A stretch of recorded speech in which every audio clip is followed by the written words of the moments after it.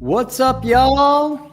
You are live with the Comic Book Conservators, episode 70. Welcome, one and all. Special episode tonight.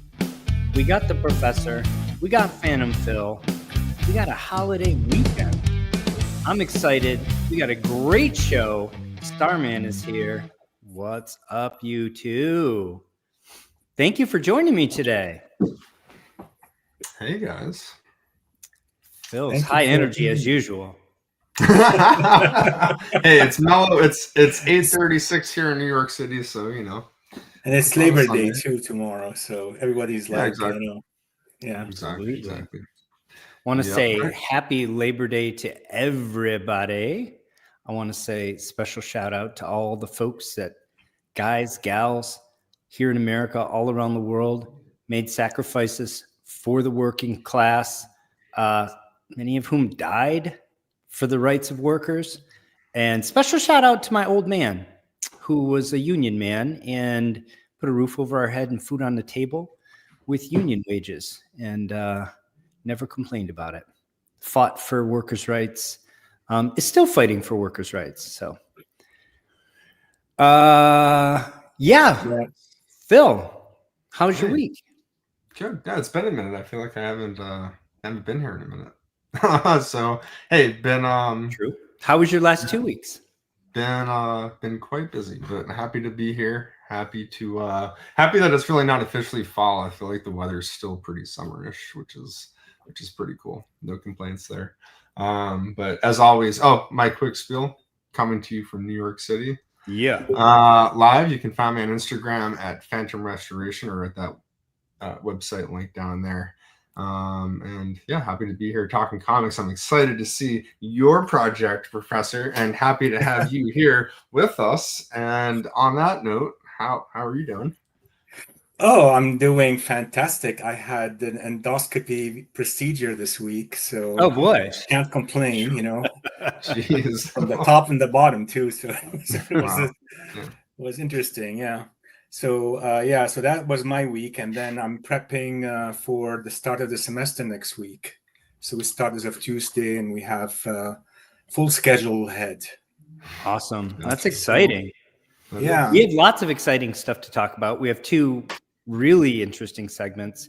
Before we start them, though, I want to do a little more housekeeping. One thing I want to let, I want to thank the sponsors of this episode. Those folks are the Archivist Adrift, Jason. Now, Jason will be on this show a week from today. We're going to have a great time with him. He's going to do his origin story. We're going to get highlights of his body of work to date. That's going to be a lot of fun. You Pluck My Last Nerve is also a sponsor of this show, Collecting Chaos and Salesboy Comics. Please check out all of their channels. And thank you so much. We already have 2 super stickers for today. Don Carter, thank you, says good evening all. And AG, thank you so much, gentlemen. I have a bit of bad news. It's not terrible, but I wanted to share with folks that Shelby, who co-hosted with me last week, was a little under the weather during the episode. And then he got very ill right after that. So ill, in fact, he had potentially life-threatening infection. He went in for surgery, which was successful. He's recovering now. I spoke to him. He had not yet been discharged earlier today when I spoke to him, but I think his discharge was imminent. He is in good spirits, but is not really ready to be up and around just yet. He would appreciate anybody who wants to reach out to him and wish him well. I think because he's not able to do much right now. So I think that would take his mind off of his situation. And he also wanted me to let everyone know that you should not worry about Jack or his other cat friends. They are well taken care of. And other than missing Shelby, they are fine. Oh, So if you're inclined, prayers, well wishes, those sorts of things, he would very much appreciate. And again, if you want to reach out to him, I know he would very much appreciate that as well. So again, little bad news, obviously, but the good news is he's looking like a full recovery, and he's past any point of real, life danger. So I think should be home soon if he isn't already. Did I have other news? I don't know if I had other housekeeping. That may be it for the moment. Let's say hi to everybody who's logged in. Rom Space Knight, what's up, Mike? He says 70 issues. Next issue is Alfred versus Jarvis. Well, that should be a good one. Both boxers, isn't that right? Both Golden Glove champs, maybe. Robbie Joseph's here. AG, of course, is here. My buddy David the Starman is here. Collecting Chaos as usual. Don Carter.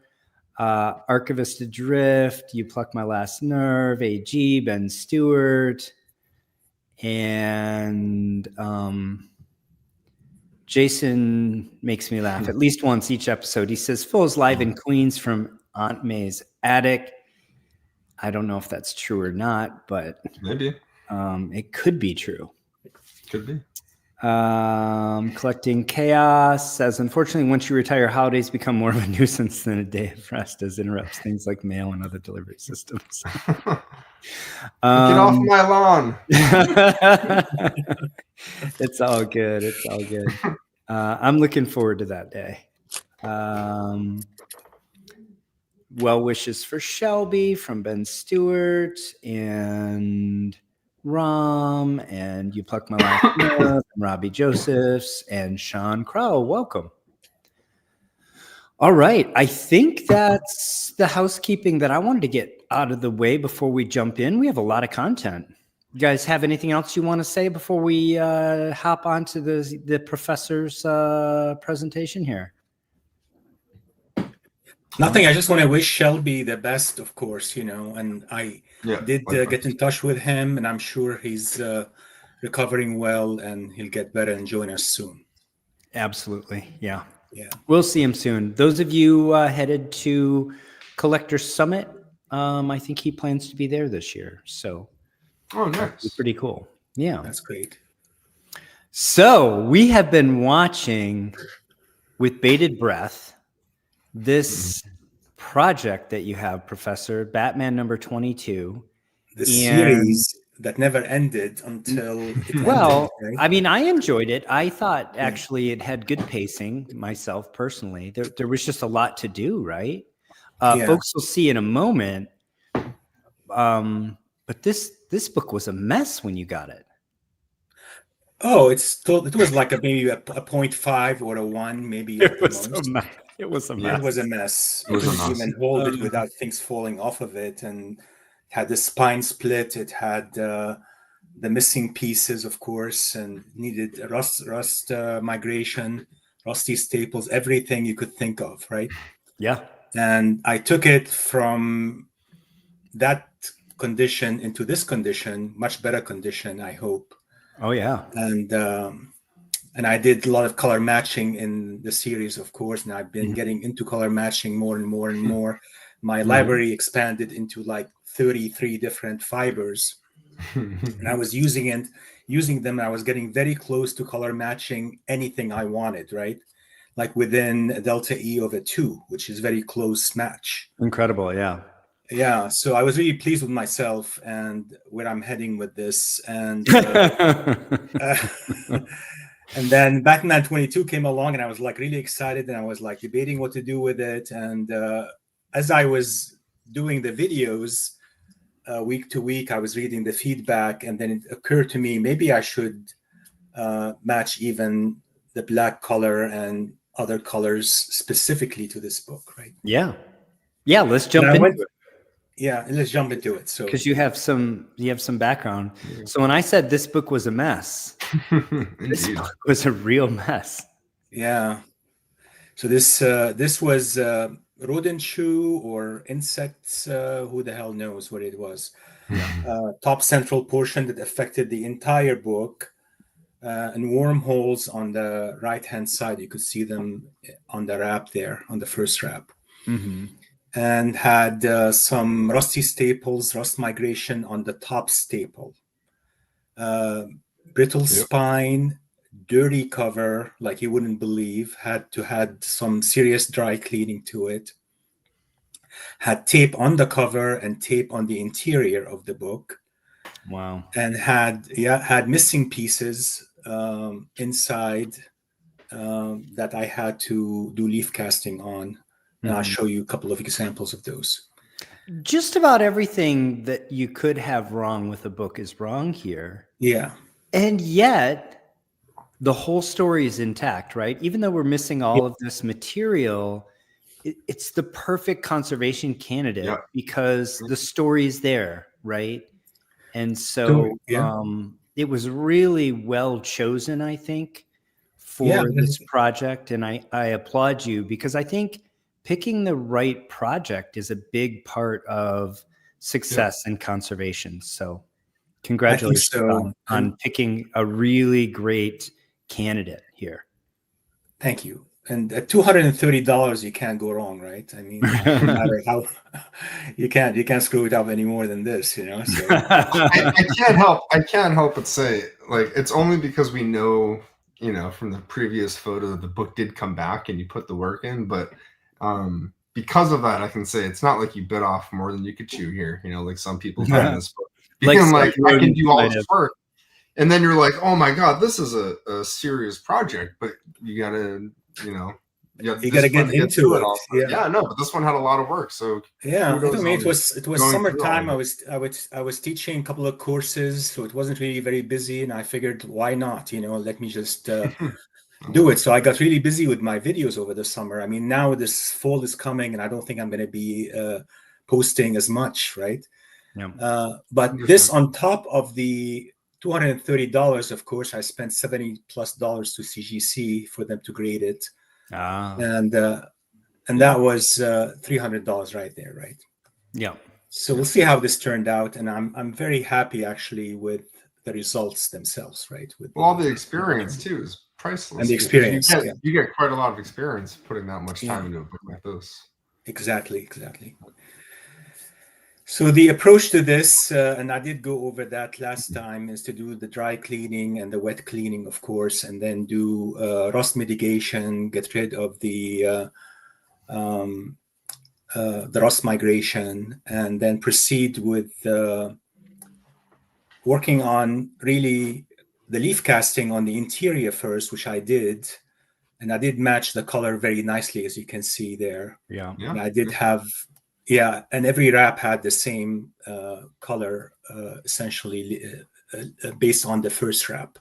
So some wraps were a little bit off, but overall, I think once you hold it and you look at it, you can't really tell it's leaf casted. And you were just matching on one side, right? You weren't doing double-sided casting here, right? Yeah, I did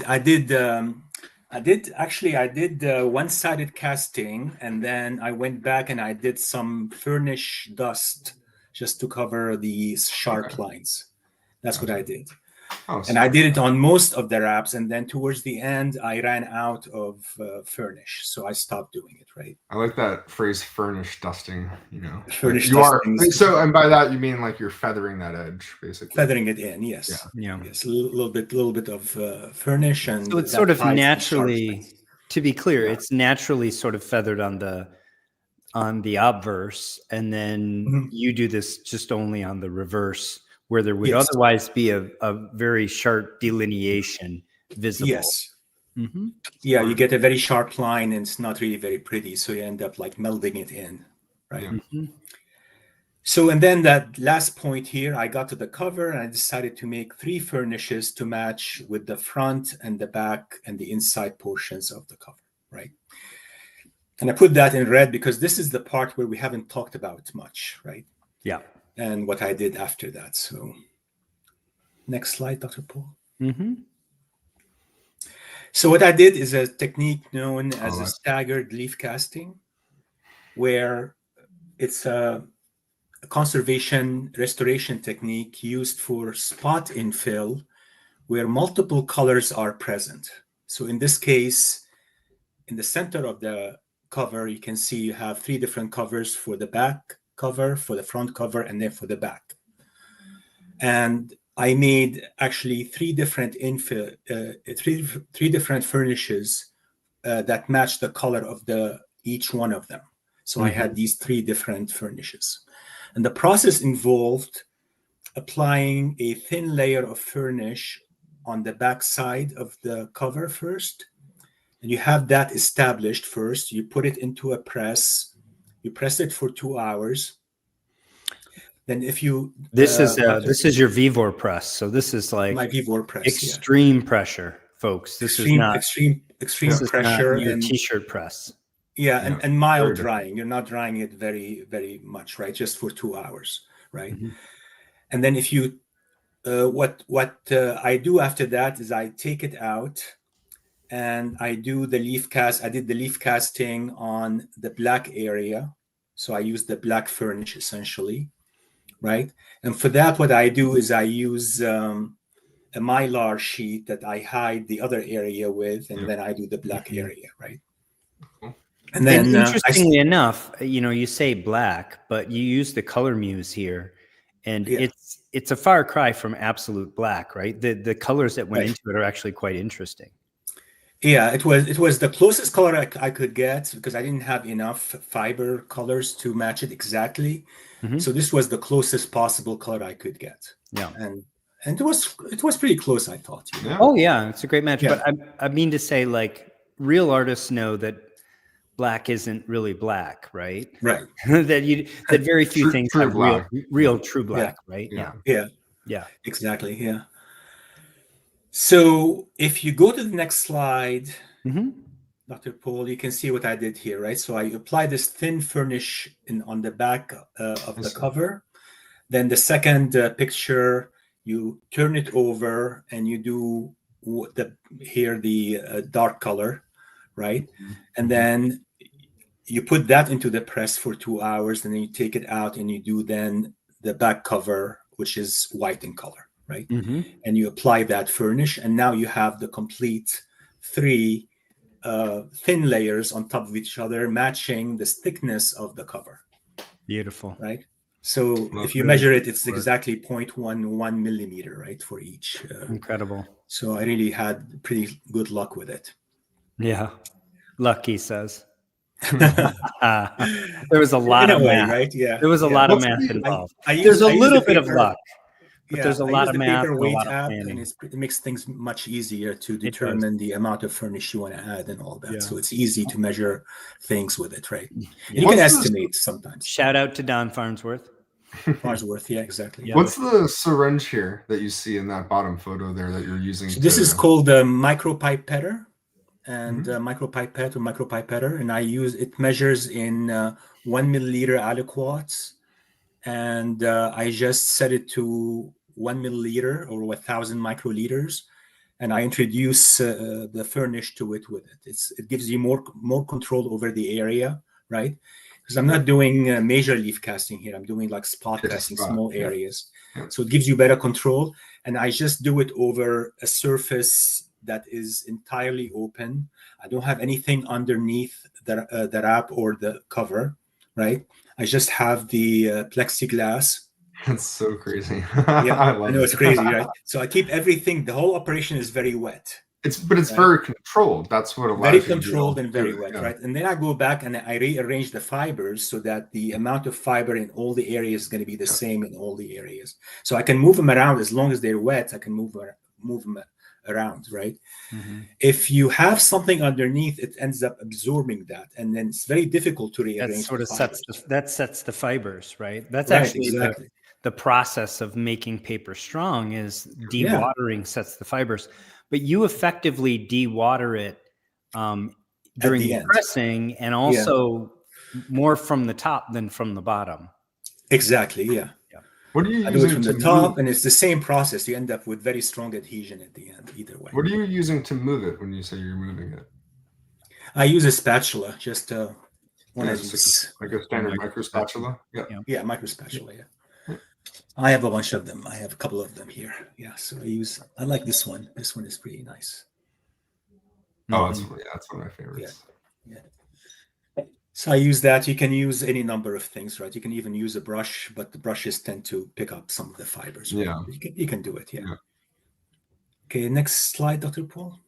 So Mhm. this is how it came out at the end, and this is the picture I showed last time, Very nice. which we ended with. This was the teaser. Yep. The teaser, yeah. So if you go to the next slide now, this is how the book Ooh-wee. came out. Look at this. Love those photos. That's awesome. Look how that sits. Yeah, Beautiful. Incredible. I rounded the spine and everything. You and it came resurrected. out beautiful. You resurrected. Resurrected. You Yeah. performed some alchemy, some witchcraft, Yeah. brought this thing back from the dead. Kind of, it feels that way. When you see this, like, I can't Yeah. believe I did this. Yeah, Hey, yeah, You know? give yourself a pat on the back. This is incredible. I know. This is. I'm going to say that despite anything that CGC says, despite their own professional their impartial own view. opinion, yeah, whatever it is. I mean, the fiber I used for the black was this fiber, right? This is the Hiromi paper. Mm. This stuff doesn't bleed into the water. You can put it Right. into the water; it doesn't bleed at all. Yeah. It's just Yeah. very, very strong and very, Right. yeah. So I don't know how they make it, but it's. Did you source that from the carriage house? It's Gampi. No, it's from Hiromi paper. It's Gampi paper. Oh, Yeah, really strong stuff. very cool. Yeah, very cool. So this was how it looked right before. This is the front cover. So if you go to the next slide, you see the back cover. This just looks, let's just marvel at it for one more moment. I love it. I really love the spine. I love the Yeah. way that it lies. It really looks beautiful. Great Yeah. job on this book. Thank you. And this is the back just cover. wonderful. Yeah. Love it. Yeah.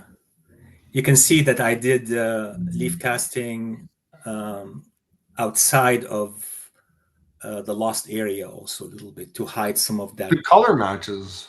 dark. Chef's The kiss. color match Love was it. perfect. It was really good color match. Yeah. Yes, looks great. Yeah. Even though, I mean, the back cover was a bit heterogeneous, but the match was pretty good in that particular area, at least. Yeah, And that's I what did have one question before I forget, because you had mentioned that you used 3 different colors for the cover, right? So one was the black, the other 2, I presume, would be 2 different colors of white based on the areas that, right? Okay, I just wanted to clarify that. Yeah, I pretty much just got stuck, did the white on the same white I used on the top. I used it on the spine here. You can see it. Yeah. Right?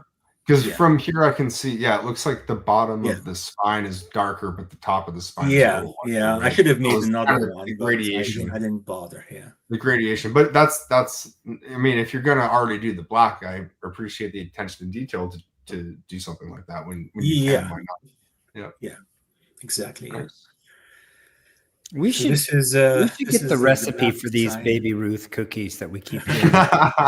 I always want one when I see this. It's just subliminal. I can't help it. We should bake some of these It's cookies. delicious. That's the good candy, you know. Absolutely. Yeah. They're rich and dextrose. Did you know that? I did know that. As it turns out. So and so often 20 CGCs. And the last 2 videos I did on this series, you hear me wondering if CGC is gonna call it restored or conserved. And my basic feeling was this black color on the top is aesthetic improvement. So it's possibly they may go this, right? They may call it restored. Yeah. But I'm thinking also it is fiber. What difference color does it make if I use white or I use black or I use red, right? Mhm. I mean, I didn't go all the way to the restoration in adding the red color to the word to the letter B in Batman, Mhm. right? I could have done it that way.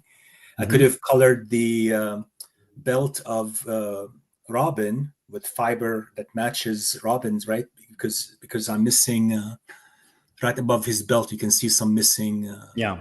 Although that would clearly be non-structural. That would be non-structural. Yeah. Yeah. I would say This just is structural, right? This is totally structural. we know what you did, but from CGC grading the book as it sits in front of them, they could look at it and say, "Hey, this piece that's clearly not original to the book that is not Yeah. white at all, that is black. Yep. Yeah. Restored. Like that would be my, if I were to submit this, what I would just assume that they would do, because they wouldn't understand.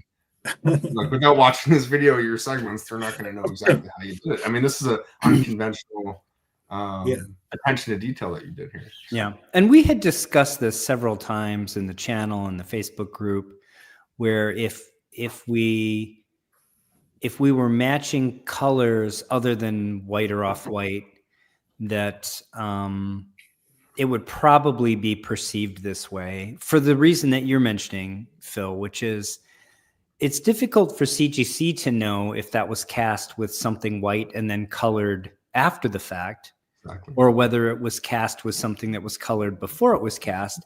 And even at the end of the day, does it even matter when it was colored, right? From their perspective, if it's anything other than structural, it's probably aesthetic. And they don't call this out specifically in Matt Nelson's book, The Grading Guide. So it's been an area of some speculation. Although you have this second bullet point, Professor. I don't know if you want to talk through that.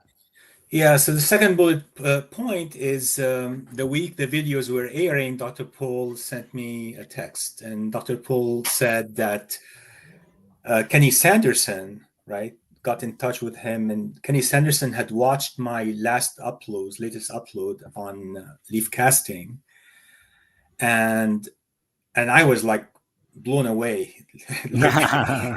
Kenny Sanderson watched my video, it's such a flattering thing to have. But he told Dr. Paul that he thought that having discussed this topic with Matt Nelson, that introducing a black color anything other than variant of white or off-white is going to be called restored. Right, because they look at that as aesthetic enhancement, right? And that's something they have in their CGC glossary, right? Yep. As of, from like 2007. I looked it up. Right? So it's been around for a long time. I'm so curious here because they can't on the label or the grader notes say that it's color touch, but it was leaf cast, so they can't say it was pieces added unless they're delineating a difference between something leaf cast not in the shade of white. Right? There's a weird catch here, right? Am I like anyway, I'll let you continue. I'm thinking we need to talk to Matt Nelson. Pick his brain, we can arrange it. I'm going to be but it would be nice to talk to him just out of curiosity. My gut is I understand where they're coming from and I get it only because in the sense too, when I look at this book immediately, like my understanding of how leaf casting traditionally works means you're going to see at least a white color under there, as in to say that there's nothing there to deceive. Whereas the black here, you could put it under the umbrella of it's there to deceive that the paper is missing because it's like in the same way that color touch is there. And I'm not saying that with any inherent stigma. I'm not trying to. Of course. The technical aspect of it. Yep. Yeah, I mean, I can see that. I mean, many people do it much better than me, and probably you don't even see it, right?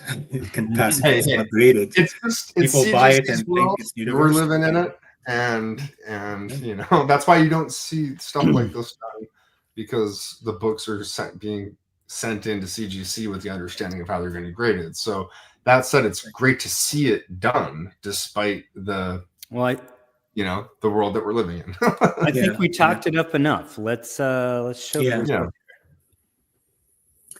All right. So this is what it came back as, right? 2.5. Very nice. And moderate B3. Moderate B3. And let me show it to you here. I have it right next to me. No matter what, right off the bat, the fact that you got that book that was a 0.5 or a 1.0 at best to a 2.5. Yeah. I mean, despite anything else, incredible. Like you incredible work, Professor. Yeah, absolutely. Thank you so much. I think the 2.5 is excellent. I think the question mark is, or the conversation is on obviously the restored label. I think it looks like let's a 3.5, but what do I know? Yeah, I was hoping I like don't a get the 3. feedback. I was Yeah. hoping a 3. Although, Phil, I haven't sent CGC anything in like the last 5 years, right? This is my first submission in 5 years. Yeah. So how is this pressed, if you don't mind me being candid? It's heat pressed. So just a traditional heat press. I'm trying to think of any reason why it might not have got that technical bump when this thing, if the cover's attached and everything, it could be there's trace amounts of art missing from panels despite the paper you add. I'm just trying to think of why this book looks like, a full point. I'm at the point now of kind of scrutinizing CGC because I just deal with so many. How is this 4 and 2.5? Possible? Yeah. So I'm sorry, like I'm not trying to ruffle feathers, but I just don't get it sometimes. Yeah. There are missing pieces on the inside, right? And there was a tape that I removed, and so there is a whole tone page that I had repaired with the Tengu tissue, right? Yeah. Maybe that's what caused the 2.5. Who the hell knows? Let folks enjoy this for a moment. I have a few hellos to say. Friend of the channel, Kat, is here. Unbothered Kitty, welcome. And Vulu checked in. What's happening, Vulu? The other thing, too, that I can't not mention, because this is something else that has kind of bothered me in the past when I have people show me books like, hey, can this book go into a universal or a conserved label? And one of the only things that I can't have an answer to is when it says, like it says here, just a cleaned. It doesn't say cover cleaned. We have a whole, I think, let's have that conversation on the next slide, Phil. Yeah. I'm going to say thanks to Salesboy for the super chat, and definitely check out his channel. And Michael is here. Welcome. Lots of bravos. Some I'm appalled at the purple. Lots of wows and attaboys. It's really, honestly, the technical grade is more appalling than the purple. We kind of had an understanding. And sorry, I don't mean to speak for both of you, but I feel like that's kind of the sure. I mean, you've done so many times, so you like Kenny Sanderson. You'll know it, when you see it. But I mean, honestly, I'm still an amateur in this field. I mean, I've been doing it 5 years, maybe not even, right? So, and I don't really grade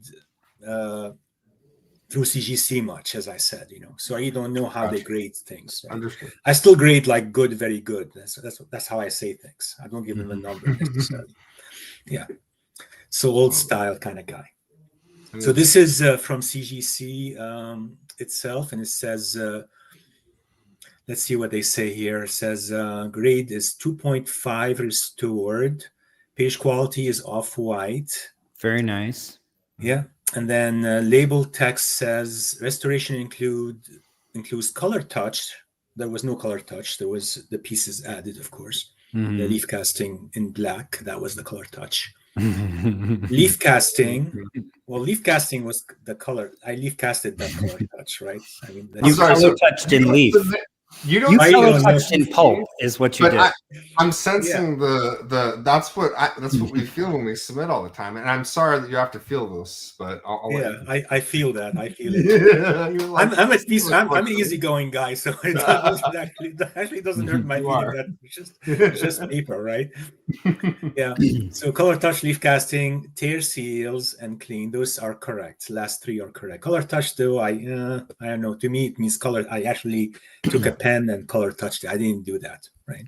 Well, the medium was pulp. Yeah, medium was pulp. Yeah, you color touched in pulp rather than with a pen or a brush. Yeah, and I'll show that on the next slide. You see it, and you see here graded notes is just one line. It just says multiple crease cover. That's it. You don't say anything else. There's a couple questions, and I had the same. Did you send conservation notes in with this one, Professor? Yes, I did. Yes, I did. And did you specifically state I used black paper pulp for this, or did you just say leaf casted? I said I used colored pulp base. I said I used color matching and this sort of thing. with the pulp. Let me see what I said. I probably have the document somewhere. Oh, that would be interesting. Yeah, if I have it, I can read it for So, you guys. so Phil, for those that don't know at home, B3 means what? Oh, okay. So the scale, everybody, if you don't know, it's A, B, C, and then 1 to 5. A is professional level, B is somewhere in the middle, and C is kind of amateur. 1 is the least amount, 2 is a little bit more, and then you see where this is going. 5 is the max. And they have the 1 to 5 scale generally based on like a square inch metric, which is kind of like a loose guide. But that said, you can have color touch like on an entire spine if it's just a little dot all the way down, and it might still be 1 or 2 level because it's within the parameters. So there's a spectrum. Other thing to note is conservation must be A1. However, we know that you can leaf cast like giant chunks of a book over many pages and still get A1. So the 1, 2, 3, 4, 5, although it's supposed to measure an amount, it's more applicable to restoration than conservation. Right. It's also measuring not just the amount, but also kind of like the severity of the treatment. So they consider leaf casting essentially in any amount, as far as I can tell, still a 1, because leaf casting is reversible and archival. Did you find it, Professor? I did, yeah. So I said, conserved by me using 100% archival material that is reversible with water. I said dry cleaning of cover and select parts of the wraps, Scotch tape removed from the cover and interior with Bestine, wet cleaning and deacidification for both cover and interior, leaf and spot as per Margaret Hay. Is that what you said? Margaret Hay. That's what I usually do. I actually usually put a little bibliography in. You give them, I didn't do that. But I said leaf and spot casting using matching fiber furnished colors and using archival paper techniques described by Farnsworth in determinate paper making. There you go. You also pulled the bibliography on them. They saw that and they were like, "This is nice," and we're gonna put this over here. And what's with the book? And then I said, "Tear seal." I'm sorry. I wish it wasn't that way. That's my pessimism. I wish there was more of an understanding of this stuff, right? Well, I think there's a disagreement definitely between conservators who do like museum works and arts and things like that, and comics, right? I think as if like CGC did their own thing with comics, right? CGC and their conservation scale. I mean, the fact that the pieces added that are done traditionally just by layering mending tissue is restoration and not conservation means that CGC has adopted their own definition of what conservation is, because that doesn't exist outside of comic books, really. So, you said it. Yeah, exactly. And but isn't it all because they have to judge the book as it sits in front of them, right? And when you send them something that's been layered up like that, they don't know what's inside there, right? They don't know what kind of glues were used, etc. I think. Do they ever pick up the phone and call? Okay. Let's imagine that they did. And I have a book for which I have a vested interest in it not being restored. Who's to say that I tell them the truth, right? I mean, I'm a truthful fellow, but not everybody is, unfortunately, right? And so I think that's the issue here. They have to be the final arbiter, and they can only comment on what they can know with certainty. And that's why it goes down this way. Right? Really, I feel like in some ways, because it is such for lack of a better description, it's a nuanced landscape where it doesn't even come down to just the aesthetic appearance of like the peaceful, for example. A lot of it is in the feel, where if you can close your eyes and just feel a comic book that has been leaf casted versus one that has had pieces added traditionally, you can do excellent work, and it's still almost never going to be as perfect as it can be in natural feeling as it will be leaf casted and seamless. And that aspect is what puts it in a different category in CGC's eyes, I suppose. I think that's absolutely true. Yeah. KK makes a great point here. Under magnification, which we know they use, it would be obvious that it's not colored. I think they knew it. They knew it from the professor's letter, and their stance on this is such that they. You already said it before on the point. This just seems like a slippery slope or a place where they don't want to go. They don't want to go that way. Control the end, right? There's no way for them to say with certainty that the color wasn't added after the fact. So, yeah, I can see that. I'm gonna forgive the cursing here, but we all feel this way, right? About the tape somehow getting a free pass is just mind-boggling, right? We know we've had entire episodes on how and why, and to wit, Jason points out hero restoration.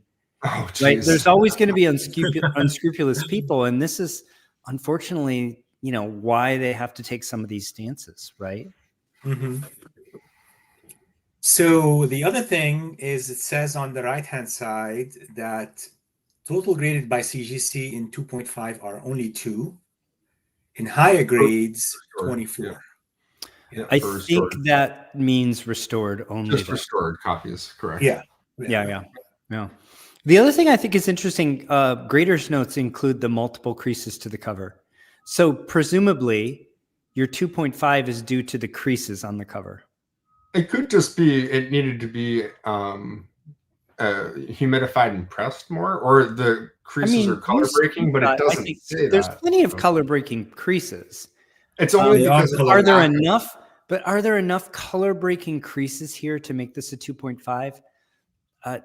These grader notes seem inadequate to me. When you look at it, how confident are you in your pressing skills? We saw it. He showed us the 2 in incident light. It was flat. That doesn't mean that there aren't like color bends. Not color bends. It's late. Finger bends and things like that may not have. And I'm not saying that for any other reason than like a technical. Yeah. No, I pay attention to these things, and I don't think I had any of that. So, and I think they need these color breaking. Yes, I think it's all these color breaking creases. Quite a few. Yeah, it could be. There isn't much I can do about those. I could have colored them in, but you may as well have. You would have got a higher numeric grade.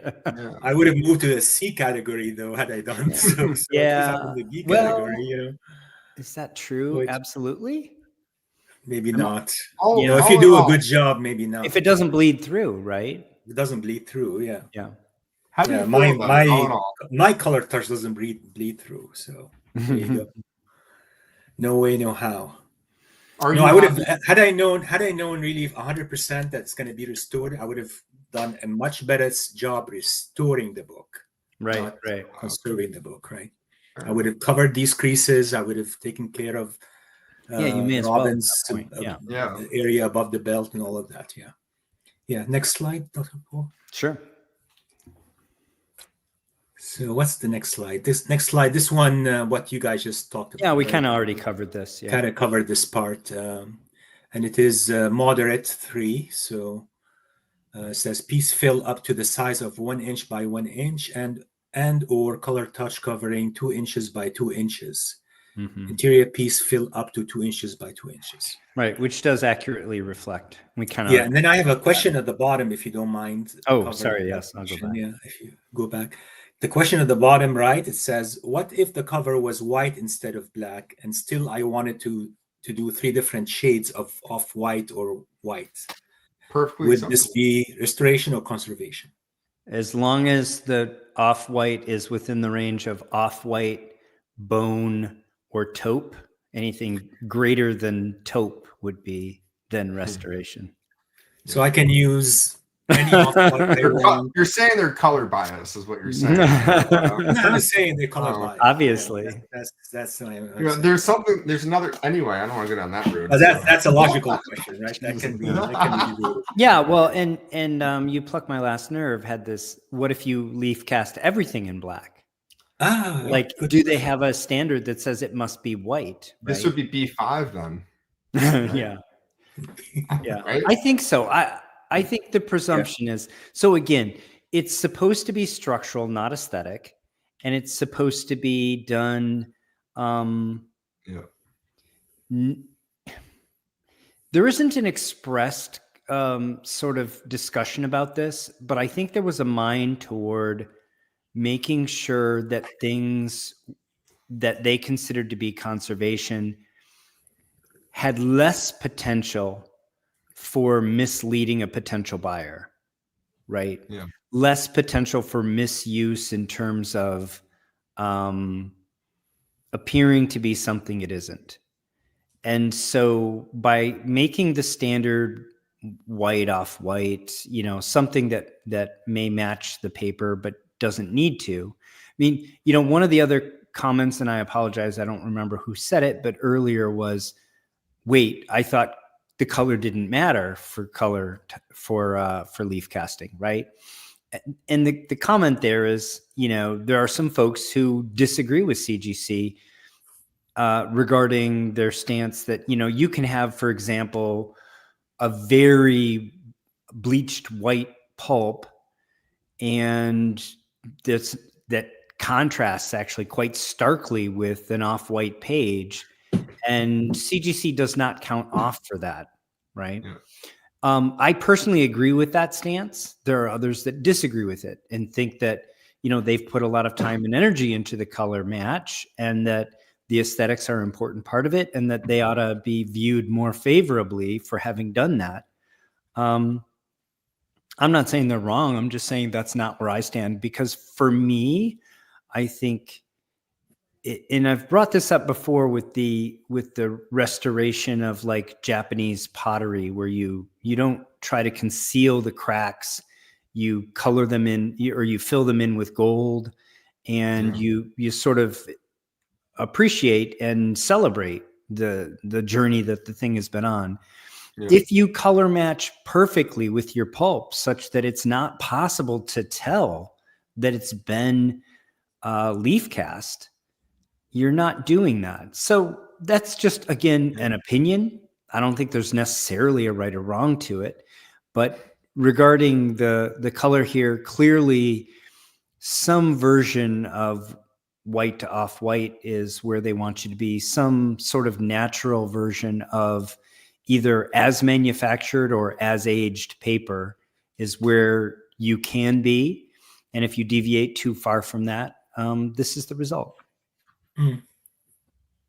I'm itching to get to the next slide, because I want to give the first of my unsolicited opinion. Let's go. Okay, let's go.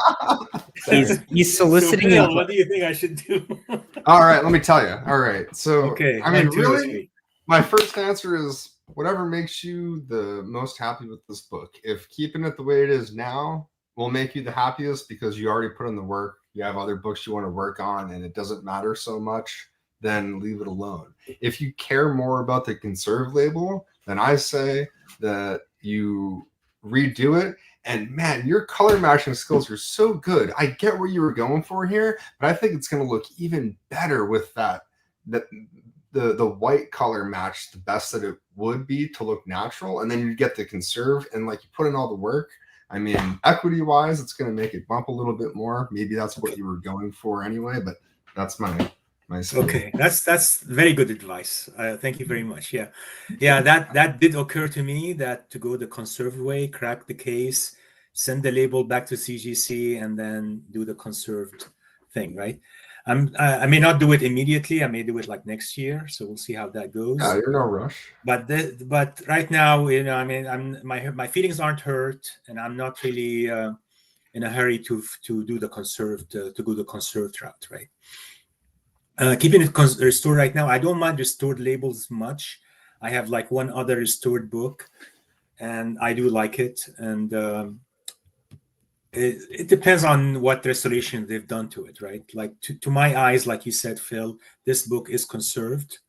It's just going to take minimal effort to turn it around, right? To turn it. And I think just from like a technical perspective, let's say someone is out there that works on like posters or something that doesn't have like a rigorous grading company kind of behind the standards of what we're working on. They can cast a corner now and be like, oh, I can add in that color maybe, and like it's just a different way to do something, thinking outside of the box. And I think that it's, I got to applaud you again. It was Thank great. you. Yeah. I'm going to give you suggestion number 4. Speaking of thinking outside the box, Professor. Go ahead, Dr. Paul. I think it's criminal that you only have 360 subscribers on your YouTube channel. And I think what you should do is do a subscriber giveaway. You should do a drive. And when you get to 1,000 subscribers, you should give this slab away randomly to one of them as the landmark work that you did. And I think it would be cherished by anybody. That's my suggestion. Okay, that's a great suggestion. And if you're listening and you're not subscribed to the Professor's channel, go subscribe to the Professor's channel. Come on. I don't emphasize, unfortunately, telling people please subscribe to my channel. I don't say it. I am just doing my thing, and I'm not in it for the long term, honestly. I may be in it for a short term, right? So right now, I am happy doing twice a week, as I said, the full semester, probably once a week, probably less, probably once a month, twice a month. Yeah. And we'll go from there, right? Because the work that you're doing is evergreen work. Yeah, okay, but the counterpoint is that the work you're doing is evergreen, right? Your content is evergreen. It's not like you're commenting on last week's episode of Sandman and it's obsolete information in a month, right? Right. So I think it's fine to do content less frequently when you're doing evergreen content. Yeah, I think so too. Yeah. Instead of doing the same thing over and over, no one, And I'm doing actually an episode next week on Thursday on Gelen Gum. You guys might be very interested in listening to that. It's a fantastic product, I have to say. Combining Gelen Gum with calcium acetate and betaine and cleaning up those Bronze Age covers in one swoop in half an hour. You're doing nothing but laying the cover on top of the Gelen Gum. That's all you do. Looking forward it's to like that. Amazing, right? Amazing stuff. You're also going to do your own reveal of this book on your channel with which we'll when you do that, we'll put a link in the description here for folks that watch this. So I'm doing that on Tuesday, Dr. Paul. Tuesday is my post-mortem video. But I do also show other CGC books I submitted to CGC. Submitted 4 books altogether. I'm very pleased with all of them, really. I'm not complaining, right? This one came in purple, but sort of expected, right? After having discussed it with Dr. Paul and having heard from you guys. And I remember in one episode asking Dr. Paul, I typed it up and I said, what if we do color matching and all that? And he said, well, that would be interesting to try out, right? Yeah. That's I do think it's interesting. It will be interesting. Interesting, especially from a technical aspect, right? Like I think it's a challenge, and it's interesting in that regard, right? Right. And I remember Phil once said also that if you try to color match this, they're gonna catch you, right? I remember you vividly saying that. Yeah. So these things didn't escape me, right? Rules. So I went for it. It's usually Jason, but Sales Boys got me this time. He says it's okay, only 108. This is in reference to his subscribers. What's wrong with you people? Go subscribe to these channels. Come on.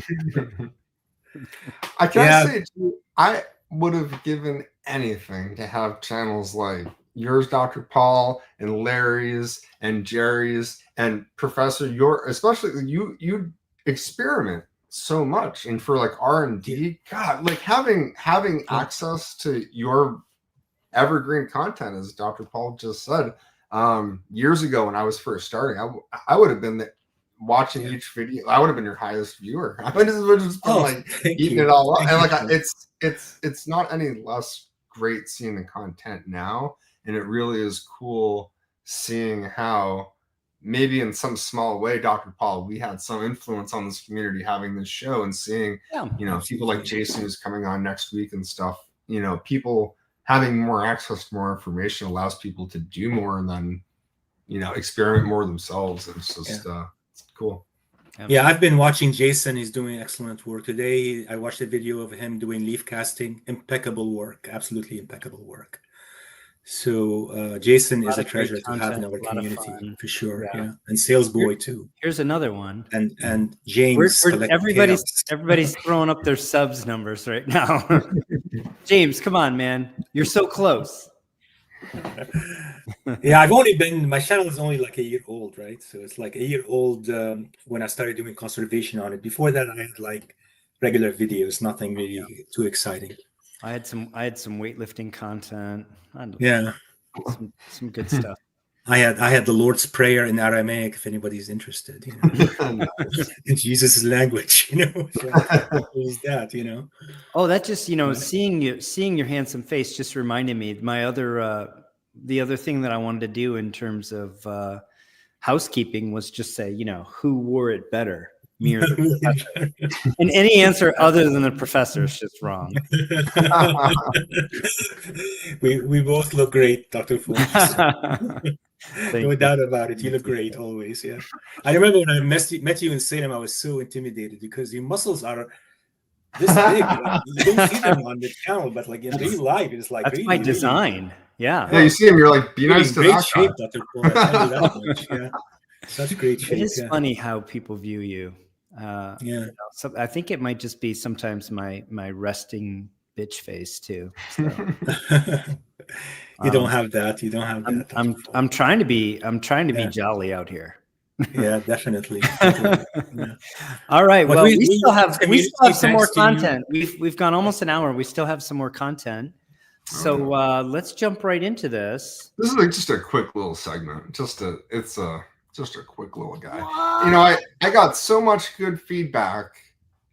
Genuinely, it's funny. Of all the stuff we show here in terms of the books and conservation on books, I get reception sometimes. Hey, great segment from people. The last time I did an art segment, more people than ever reached out and said, "Hey, that was a really good segment. That was one of my favorite I've seen in a while." And I was like, we got a lot of positive. It's feedback. Funny on my Instagram posts when I post art, the engagement is terrible compared to the books. So it was the last thing I expected, but maybe illustrating it and you got a lot of love for it here. Yeah. Yeah. Hey, you pluck my last nerves. Got our backs. Nice. Hey, I'm gonna use this as a quick little quick time just to say, hey, if you watch this and you enjoy it and you want to give the video a thumbs up, we appreciate it. Just takes a second to click that thumbs up. It helps show the video to other people and it lets us know that you like the content you're watching. If you don't, you want to give it a thumb down because you don't like us, and go ahead and do that too. We still appreciate you. So without further ado, here's a little deviation from what we normally talk about. And here is, guys, I didn't know this was coming, guys and gals. Put this together real quick, real late. And part of it is because I have cover. I remember this cover. It's a I can't believe it's like cover in your hands. So I worked on this. I posted it in 2019, and I think I did the work either in 2018 or in 2019. Okay, so it's been a minute. Yeah, it was in Yeah.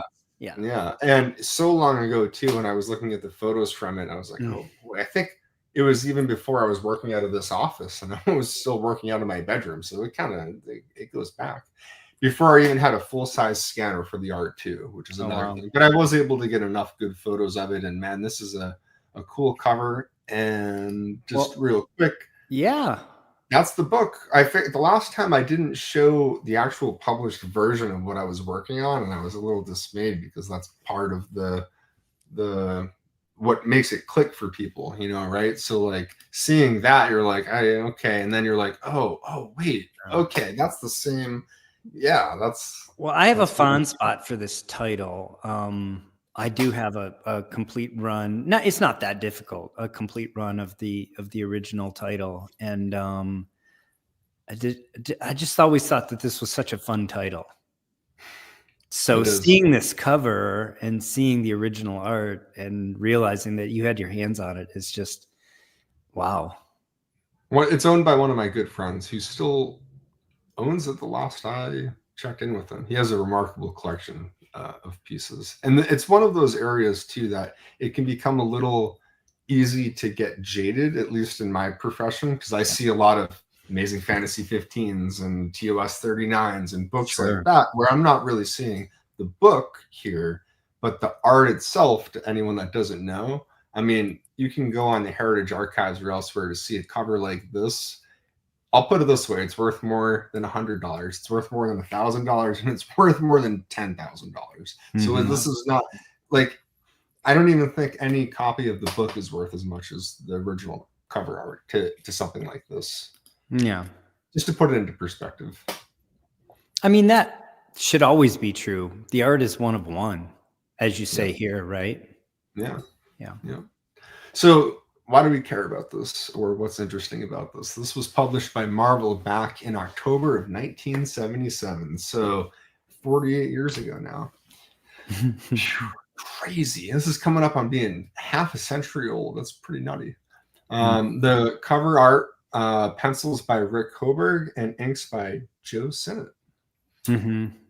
And here, in this case, for those that don't know, what's used to make the comic is on large illustration boards. So in this case, this board was somewhere in the neighborhood. I think it was like 12 by 16 inches, something like that, or 10 by 16 inches.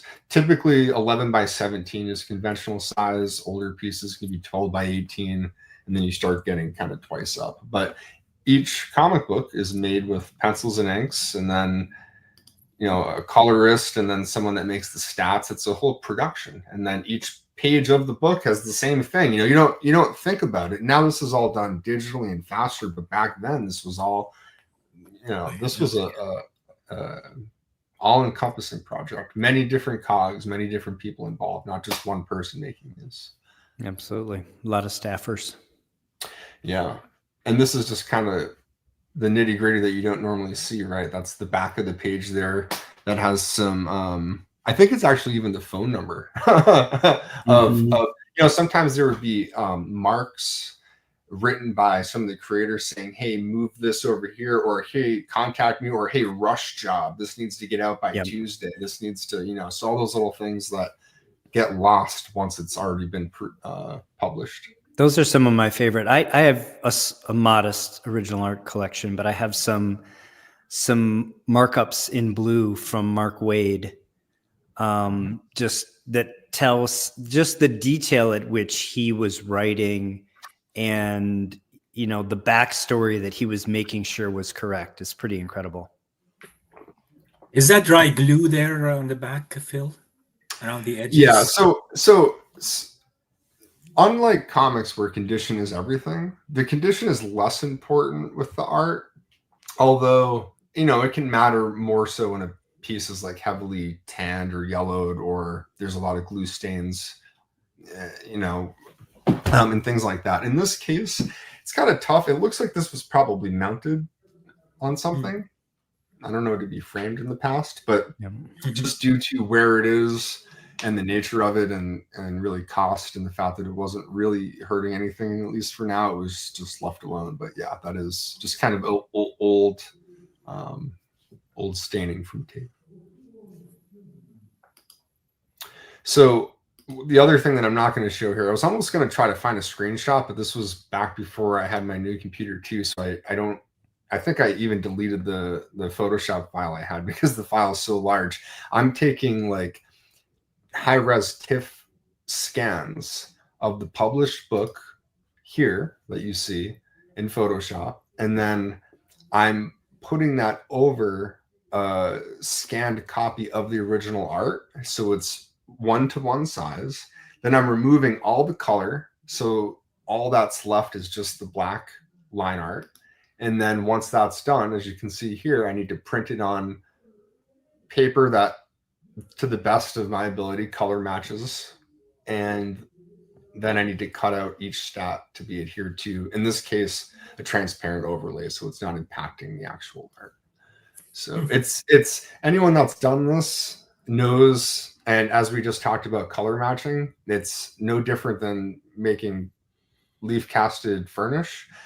In this case too, you have a lot of different shades of white. So if you don't have a grid to work from, this can be one of those things where you can print everything out and then look at it and be like, oh, these are way too white, or these are way too yellowed. And that's I have been doing this for a decade, and I still will run into that issue even using my guides, because the other thing too is looking at it, depending on the light that you have that you're looking at, the color can appear to be a little whiter or a little warmer, you know, than it might otherwise be. So this is it can be a little complicated. But that said, and here's on the left, you see once I've cut it out right before I'm about to adhere that word balloon, the nice kind of after there. On the right, once everything's adhered and I'm holding it in my hand, you can see there's a good example there kind of showing the overlay, how it's not impacting the art, and then next to the final, the before and after. So in this case, I kind of had to make some creative choices to leave black in the stat, so that way it matched better with in the background. With the final cover. Yeah. But yeah, so sometimes here there's what you'll also run into is they did a lot of things post-production of the cover being drawn between when it was drawn and when it was published. Sometimes what they would do, for example, is let's say they looked at this and said, you know what, we actually want to make it a little bit smaller and add the fight a little bigger on the left side. So they'd shrink it down, and then that would be a stat, and then they would have new original art on the left side border of a different piece. So this piece would exist independently. Then there would be a separate cover piece that so you see what I'm saying? It's less about how they cared about how this would be viewed later, and more about it needs to be done this way to achieve being okay to be printed and then getting out the door. So it's cool to see how. And what the editor thought would be more appealing on the newsstand, which was really just their opinion at the end of the day, right? It wasn't like they were getting a lot of feedback. Yep. And artists were very conscious sometimes that the masthead would be put over the piece, but sometimes they weren't. And then once they drew the piece, they're like, we got to scale this and move it over because there's nowhere for the title to go, because the image is it's going to be covered up. So, you know, there's all these considerations to be taken into account. More importantly, in a piece like this, man, my buddy that owns it was happy I'm trying to use one of those quips that Shelby says, you know, happier than a pig in a mud pit, or you know, something like that. But really, the thing with these pieces of art to collectors is, you know, these are trophy pieces, really, and context is everything. So if you're looking at the piece on the left, you're like, cool, it's an image with Cap and the red skull and there's a fight. But on the right, you look and there's no question, especially if you're familiar with the piece, that this is what if Captain America had invented so this was it, and then so it starts to give that context. It's immediately context translates to desirability, which in the case of this art can translate to an increase in equity, and that's very subjective. But I've seen it happen in cases where it was like, wow, yeah, people wanted to see that, and the cost of these stats more than paid for that, for what it ended up selling for. So yeah, it's fantastic. Very cool. Love it. And just a cool. I mean, I happen to know what if. In my hands. Yeah, I happen to know what if 5, but even knowing it does present so much better on the right. It's just neater. Yeah. Yeah. You can make the case that it's covering up the art, which I can understand, but to me, it screams. This one screams put in the context. You know, it's not like. Yeah, so much of the art's going to be covered that it's a travesty to the artistic achievement that, you know, that was done. Plus it's on an acetate, right? So it's not like it's not recoverable. Exactly. The next owner can do whatever they choose with it. For scale too, this is kind of to scale about the size of the comic versus the size of the art too. So you can imagine once this piece is framed or even holding it in hand, it's an impressive piece to see. Oh yeah. you know, and imagining the artist having this at his, you know, just drafting this up on his board. It's so different seeing the comics versus seeing the art, and literally, like, it's there's no way to get closer to the artist than to see his actual pencils and inks on the pieces. It really is kind of a different feeling than just seeing the books. Got some great comments here. This cover is older now than Cap was in 77. I tell you, time moves. And I think this sort of stuff all the time. Like, you know, a 68 Camaro seemed like a really old car when I was in high school, but it was only 12 years old. Right. And like a 2001 Trans Am is older now than a 68 Camaro was when I was in high school. It's wild, right? Similarly, when I started collecting comics, the golden age seemed to be like infinitely in the past. The golden age was closer to when I started collecting comics than the Bronze Age is to now, right? Like it's wild. Robbie says he's positive he knows you from New England comics. I don't know. That's entertainment. Michael, absolutely true. Blue pencil does not get picked up by the machine that does the copies, and that's what the editors use. And you can get some gems of messages left behind. James is poking a little fun and says they have ways to save those large files, Phil. Actually, I would go so far as to say we just use the cloud now, so even your joke is anachronistic. It was more just, especially once it's been done, I can always, if I really need to use it again, I can just scan the already done cover. The file size is large enough, just delete. There's no reason for me to keep it unnecessarily. Yeah. So. Also, you know, there's several folks that are donating to the channel for your pre-Robin tech collection. So thank you. You plucked my last nerve. He's keeping it going. Hey. Yeah, this is so neat. Wow. Yeah, I thought this would be another. Yeah, we appreciate you sharing. And I admittedly have been doing work on the books long enough where it happens where I'm like, oh yeah, I forgot about that book. And I've been doing the art far longer. So I'm like, oh yeah, I forgot about this like twice up Kirby that I work. And some pieces where then they were valuable. And now I'm like, oh my God, it's just crazy what time does. Even in this hobby where there were some pieces I was seeing a decade ago that it was a big deal then. And now I'm like, wow, like crazy. Absolutely. Yeah. Very fortunate to get to see some of the stuff I get to see. Really everything that comes through my hand. I mean, it's important to have gratitude. I think we all have a lot of gratitude and we know how fortunate we are.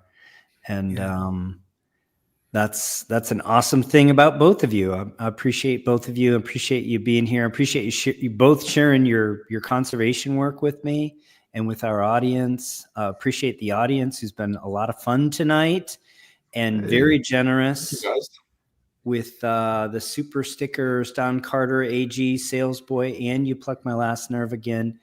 Really humbled by the support that we get for the channel and the folks that come on and share their work and all of the work being done in this community. And looking forward to Jason joining us next week. That's going to be a lot of fun, I think. I don't know. We'll see if he's as funny in person as he is in the chat. You have a lot of time to be funny in the chat. You might freeze up like a deer in the headlights. It'll be like, right. Like being funny live is not the same as being funny in the chat, right? Hey, can I just say one last time, Professor, give yourself and everyone else, give him a round of applause. Absolutely. And just give yourself a pound. Like, you leave casted every page. Like, that's not just I worked on the cover. That book was a mess. Arduous process to do that on a Golden Age book with 16 interior wraps and the cover and everything. And you did a great work. Great work. Yeah, all for the 2.5, right? And well, it really presented really well, though. That series of images you had in Incident Light. That book sat correctly and it presented correctly, and I think it showed, regardless of the grade, And sometimes books have. I mean, again, I said that I thought those notes were inadequate. I could see reasons to grade that a 2.5. I could see reasons to have it higher too. But there was still some staining on the back. There were some other issues that they could have, and as you pointed out, there's some material missing on the interior, just little edges of art and stuff like that. They could have said these are the reasons for the 2.5 there. And I get that they don't have to, right? That's not part of their mandate, but I like it when they do. Yeah. Yeah. I would have liked more graders' notes, more feedback. The 2.5. More feedback on your work. It's like a single 2-word thing isn't it for me, right? Absolutely. That's the only thing. Yeah. But it is what it is. So my video on Tuesday I will have some commentary, and some of it will deviate from what I said today because I'm back and forth. When I recorded the video, it was a little bit different. So pardon my. I think everybody should go check that out. We'll encourage it. And again, when it posts, Professor will add it to the description here for folks who watch this in the future, since we are trying to do evergreen content for the most part. Hey. So, yes. Man, that means this will be here forever. Oh no! And make sure you watch the Get and Gum stuff. The I'm looking forward to that. Stuff. We'll probably, not probably. I'm sure we'll have you on in the future to talk about it. Yeah, I haven't tried it yet with Silver Age. That was a standout segment when we had you on the show when you did the stain removal from was it the Wonder Woman? Wonder Woman, yeah.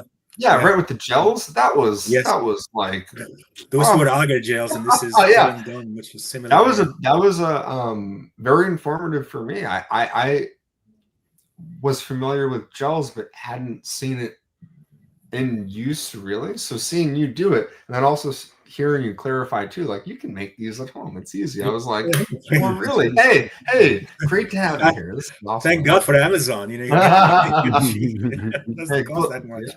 Globalization. Yeah, no, it's awesome. Thank you. Let's just say hi to Gorilla Monkey 3K, because I don't think I did a shout out to Gorilla Monkey 3K yet. And let's, with that, wrap the show and say thank you so much, everybody, for joining us. We really appreciate you.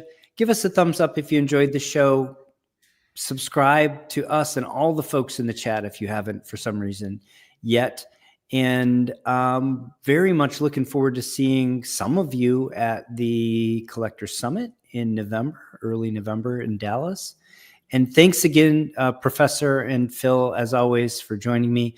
Larry's just traveling. He's fine. Again, Shelby would love your well wishes and your prayers, and reach out to him and let him know that you're thinking of him. I'm sure that will help him take his mind off his situation and get well that much sooner. And with that, we'll say good night. And I will say to everybody, until next time, take care of one another. Thanks for tuning in.